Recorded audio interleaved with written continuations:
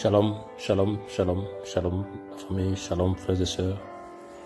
Voilà, nous bénissons encore le Seigneur pour sa miséricorde, sa grâce et son amour. Voilà, de plus en plus, nous voulons partager la parole afin que seul son nom soit élevé et glorifié. Le Seigneur est à la porte et nous voulons de plus en plus nous encourager mutuellement parce que le Maître est là, il arrive et on a besoin de lui.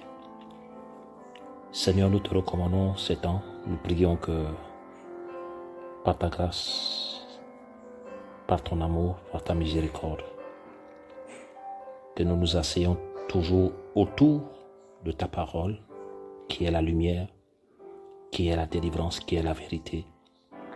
Et sans elle, nous ne pouvons rien faire.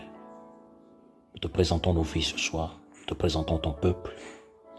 Édifie-nous davantage, parle à nos cœurs et fais-nous grâce d'aller de l'avant. Nous te bénissons, Père Saint, parce que tu es fidèle, parce que tu es magnifique. Que ton nom soit pleinement glorifié dans nos vies. À toi seul, la louange, la gloire et la majesté au siècle des siècles. Alléluia. Amen. Voilà, frères et sœurs, nous allons encore partager, ce soir. Nous allons partager ce soir encore la parole du Maître. Nous sommes dans des temps où nous devons être de plus en plus dans la parole du Maître parce qu'elle nous édifie, elle nous encourage, elle nous transforme, elle nous éduque, elle nous amène de l'avant. Parce que la parole est la vérité, la parole est la lumière. David pouvait dire dans le psaume 119, ta parole est une lampe à mes pieds, une lumière sur mon sentier. Donc nous vivons dans un monde de ténèbres, nous vivons dans un monde obscur et la parole qui est à l'image d'une lampe nous amène à chaque fois comment mettre nos pieds, à chaque fois comment marcher afin que nous ne trébuchions pas. Parce que on a besoin de cette lampe. Voilà, on a besoin de cette lampe. Les ténèbres sont épais. Actuellement, nous voyons ce qui se passe dans les nations. Nous voyons ce qui se passe dans le monde. C'est vraiment, frères et sœurs, la nuit est avancée. Quand on parle de la nuit, on parle du péché. Quand on parle de la nuit, on parle de l'apostasie. Quand on parle de la nuit, on parle des choses qui ne glorifient pas le nom du Seigneur. Et prophétiquement parlant, la nuit est avancée. Et nous devons comprendre que seule la lampe, qui est la parole du Seigneur, peut nous éclairer pour fuir les obstacles et tout ce qui se passe dans ce monde impie. Voilà, donc nous allons prendre le livre de Luc, chapitre 14 à partir du verset 25. Je vais lire les Écritures. Voilà, un texte que le Seigneur a commencé à m'ouvrir l'esprit ce soir. Et je voulais simplement partager avec vous, mes frères et sœurs, sur la croix. Voilà, la croix de tout enfant du Seigneur. Le chemin véritable de tout enfant du Seigneur. Le Maître lui-même est passé par là. Et nous aussi, nous allons passer par là. Et nous ne pouvons pas être efficaces sans la croix. Nous ne pouvons pas être efficaces sans la croix. Nous ne pouvons pas être qualifiés sans la croix. Voilà, chaque enfant du Seigneur. Je parle aux véritables enfants du Seigneur. Je parle aux vrais fils. Je parle aux vraies filles. Je ne parle pas à ceux qui cherchent l'approbation des hommes. Je ne parle pas à ceux qui cherchent à plaire aux hommes. Je ne parle pas à ceux qui appartiennent aux assemblées, ceux qui appartiennent au système religieux. Je parle aux véritables fils et filles du Seigneur qui craignent le Seigneur, qui honorent le Seigneur, qui marchent selon les commandements du Seigneur. Voilà, qui marchent selon les commandements du Seigneur. Parce que à l'heure actuelle, nous sommes fatigués avec la fausseté de plusieurs, la fausseté de beaucoup. Voilà, qui se disent enfants du Seigneur, mais dans le fond, c'est des impies. Voilà, des fils et des filles de la géhenne. Donc, nous sommes dans le livre de Luc, à partir du chapitre 14, à partir du verset 25. C'est le Seigneur Yahushua. La Bible dit que, hors des grandes foules faisaient route avec lui. Il se retourna et leur dit, si quelqu'un vit à moi, ne n'ait pas son père et sa mère, sa femme et ses enfants, ses frères et ses sœurs, et même son âme propre, il ne peut être mon disciple. Donc là, ici, on voit déjà une parole très forte donnée par le Seigneur à ses disciples. Parce que la Bible déclare que plusieurs personnes faisaient route avec lui. Mais ces personnes n'étaient pas encore bien enseignées sur, en fait, le prix à vivre pour le suivre. Ils ne connaissaient pas le prix. le prix. Si on veut suivre le Seigneur, il y a un prix. Et le prix, il est énorme. Il dit, si quelqu'un vient à moi et n'est pas son père et sa mère, nous comprenons tous le contexte. Parce que le même Seigneur qui a dit, honore ton père et ta mère, c'est pas lui qui va encore dire que nous haïr. Non, nous comprenons tous le contexte. Dans le sens que donc, entre suivre le Seigneur et honorer ton père et ta mère, il faut suivre le Seigneur. En fait, il n'y a pas de choix. Oui, on doit honorer nos parents. Oui, on doit respecter nos parents. Mais la priorité, c'est le Seigneur. La priorité, c'est la volonté du Seigneur. La priorité, c'est le choix du Seigneur. La priorité, c'est la mission que le Seigneur t'a confiée. Donc, entre ton père et ta mère, oui, nous les aimons, mais notre choix, principalement, doit te guider vers le Seigneur.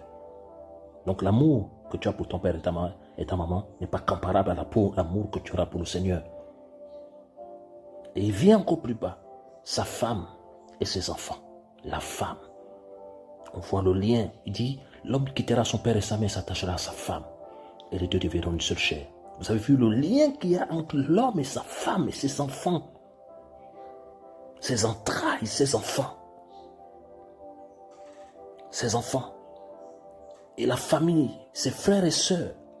Et même son âme propre. Il ne peut être mon disciple. Donc, le fait de prendre la décision de suivre le Seigneur, ça implique un sacrifice. Et ça, aujourd'hui, beaucoup d'enfants du Seigneur n'ont pas compris cela parce que quand on regarde la chrétienté actuelle, le travail a pris de l'ampleur, l'argent a pris de l'ampleur, les choses de ce monde ont pris de l'ampleur et beaucoup actuellement ne sont que des bras cassés. Beaucoup actuellement ne sont que des personnes qui ne veulent pas que le royaume des cieux avance. Parce que si on veut que le royaume des cieux avance, il y a un prix. Il y a un prix, frères et sœurs. Il y a un prix. On a vu le prix que les apôtres ont payé, les apôtres de l'agneau. On a vu le prix que Pétros a payé. Ils ont été fouettés, lapidés. On a vu le prix que Paul a payé, que Philippe a payé. Sans compter Yahushua homme lui-même, le modèle par excellence. Le modèle par excellence. On a vu ce prix. Frères et sœurs, aujourd'hui, on assiste à une chrétienté où les hommes aiment leurs femmes plus que le Seigneur, où les hommes aiment leurs enfants plus que le Seigneur, où les hommes aiment leur travail plus que le Seigneur. C'est l'apostasie générale. Le même Seigneur qui a dit tu aimeras Yahweh de tout ton cœur, de toute ton âme, de toute ta force et de toute ta pensée. Et tu aimeras ton prochain comme toi-même. Aujourd'hui, ce n'est plus le cas. On assiste à la confusion générale, à l'apostasie générale, frères et sœurs. C'est grave. La passion du Maître a disparu. Et le Seigneur pouvait dire dans Matthieu 24 que l'iniquité va s'accroître, la charité de plus grand nombre se refroidira.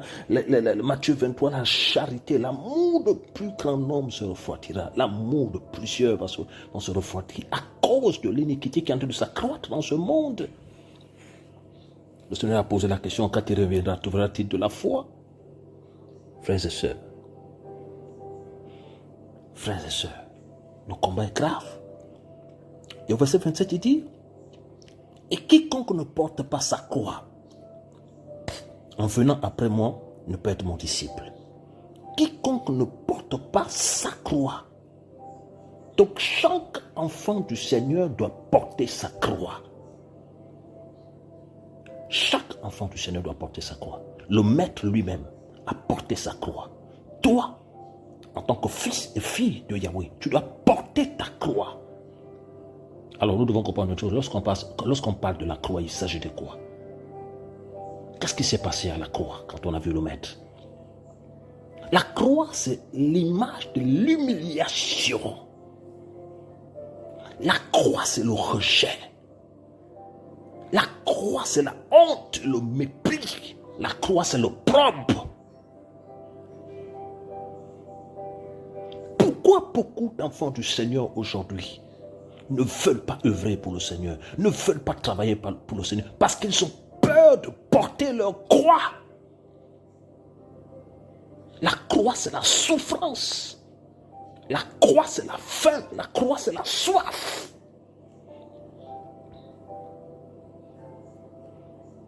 La croix, c'est le manque d'aisance.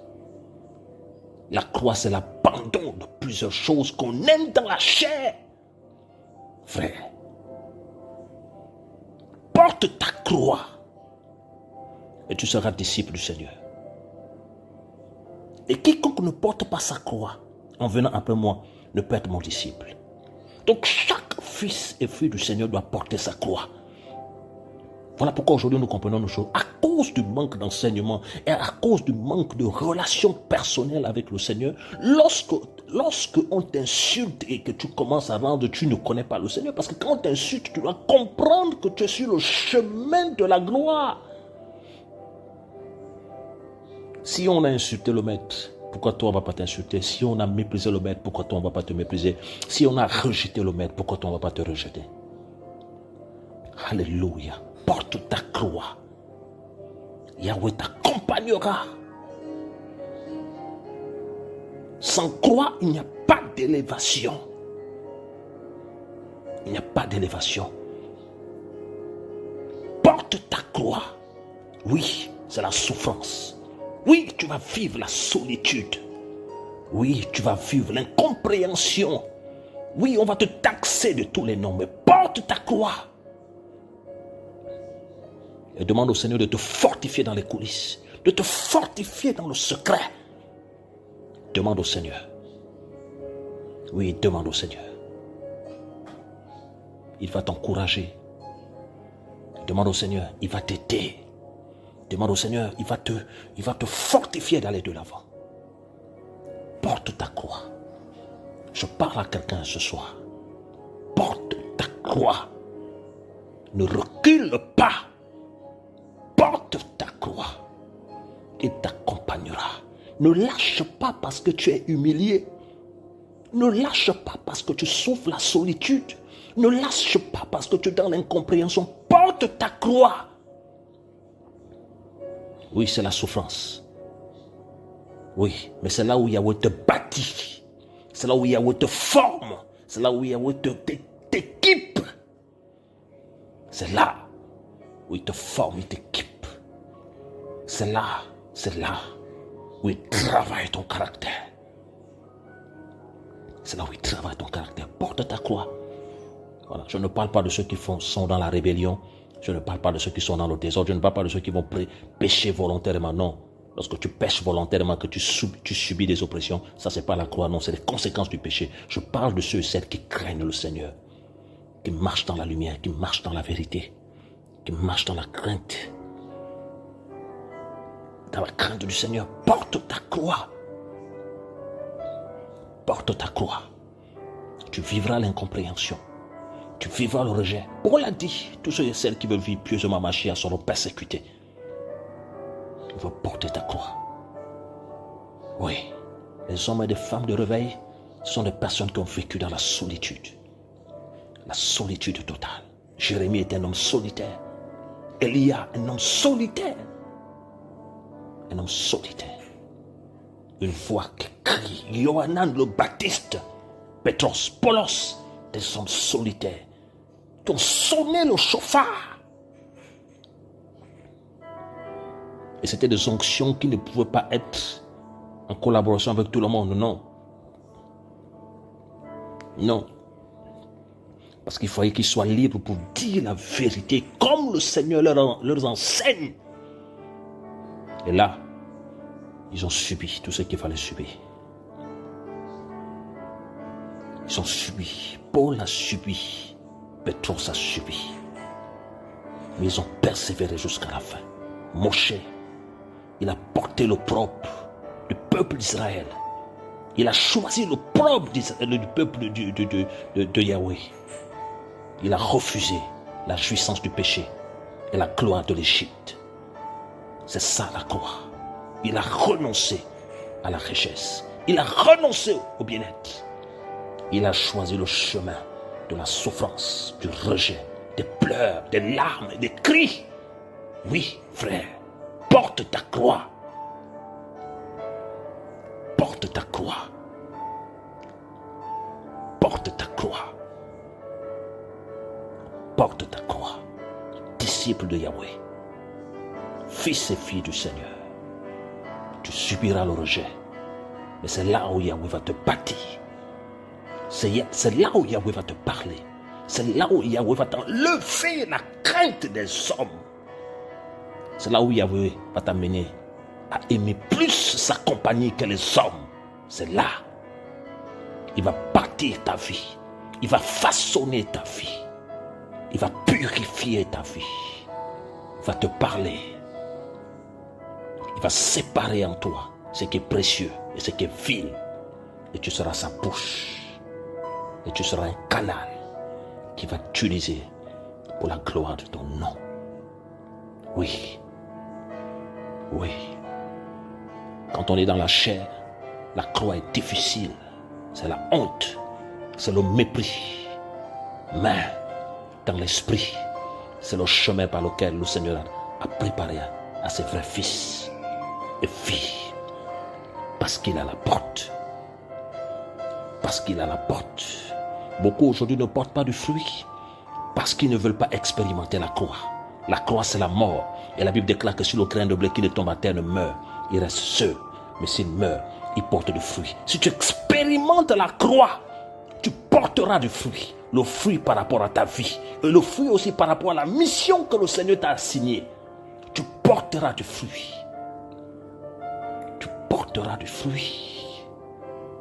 Tu porteras du fruit. Beaucoup d'enfants du Seigneur actuellement, ils ont peur de la souffrance. Ils ont peur du rejet. Ils ont peur du regard des hommes, du regard même des chrétiens. Ils ont peur. Aujourd'hui, beaucoup sont devenus des lâches. Vous allez voir un frère qui a un problème avec toi. Il ne va pas te dire la vérité en face. Il va parler derrière. Il va te calomnier derrière. Il a peur de t'appeler pour te dire les choses en face. Aujourd'hui, nous sommes confrontés avec un peuple de lâches qui n'aiment plus la vérité, qui ont peur. La Bible déclare que si ton frère a péché contre toi, parle à ton frère. Tu écoutes une histoire sur un frère, vérifie, prends le téléphone, appelle le concerné, ne parle pas derrière. Aujourd'hui, la génération actuelle, des chrétiens lâches, c'est l'Odyssée. Voilà, des hommes et des femmes qui n'ont plus l'amour de la vérité. Elle a disparu, l'amour de la vérité. Elle a disparu. Elle a disparu. Merci Seigneur pour ta parole. Merci Seigneur pour ton esprit. Merci Seigneur parce que tu parles encore à nos cœurs. Merci Seigneur. Mon frère, ma soeur, si tu constates que non, que dans ta vie, tu es devenu lâche, prie le Seigneur. Demande au Seigneur de restaurer en toi l'amour de la vérité, de bâtir un caractère qui ne recule pas, mais qui marche dans la lumière. Demande au Seigneur. Il dit demandez et l'on vous donnera. À ceux qui sont malades, Seigneur, nous prions pour la guérison. À ceux qui sont fatigués, Seigneur, relève-nous, car celui qui se confie en toi renouvelle ses forces. À ceux qui sont dans la confusion, Seigneur, viens enlever toutes sortes de confusion. Nous prions pour l'unité de tes vrais enfants, Seigneur. Nous refusons la confusion dans la vie de tes vrais enfants. Mais nous prions pour l'unité. Et j'ai compris une chose, l'unité, ce n'est pas le fait de manger ensemble. Ce n'est pas le fait de prier ensemble, même si on est éloigné. Mais quand on craint le Seigneur et on obéit à sa voix, quand on se rencontre, on est unis dans l'esprit. Parce qu'on craint le Seigneur. Voilà pourquoi tous les jours, je prie le Seigneur de me conduire vers ceux qui te craignent. D'aller vers ceux qui te craignent. De marcher avec ceux qui te craignent. Tous les jours, c'est ça ma prière. De rencontrer des personnes qui te craignent. La Bible parle là où deux ou trois. Même si nous sommes à deux, même si nous sommes à trois, nous voulons échanger afin que le royaume du Seigneur soit glorifié.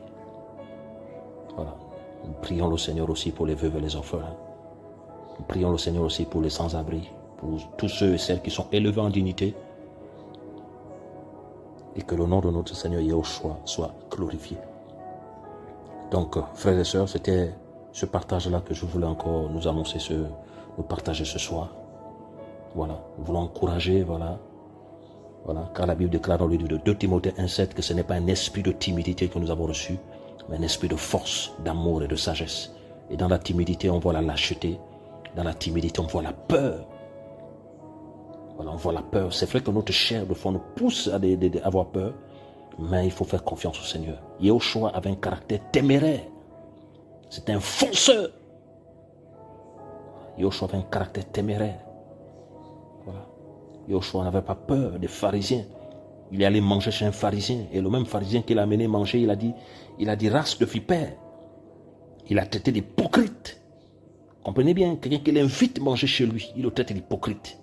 Quel amour de la vérité. Il ne cherchait pas à plaire aux hommes. Il ne cherchait pas à plaire aux chefs religieux. Mais il plaisait au Père. Et c'est à cause de cela qu'on l'a crucifié. C'est à cause de cela qu'on l'a tué. Mais nous bénissons le Seigneur. Parce que le Seigneur a toujours un reste. Que le nom du Seigneur Yahushua soit glorifié. Que les vrais enfants du Seigneur, que le Seigneur nous garde, qu'il nous encourage d'aller de l'avant main dans la main et que nous regardons toujours au Seigneur. Que le Seigneur nous amène plus dans l'intimité avec lui, à s'encourager mutuellement, en s'aidant mutuellement parce qu'on est une famille, car le royaume du Seigneur est proche. Que le nom du Seigneur soit béni. Shalom à tous.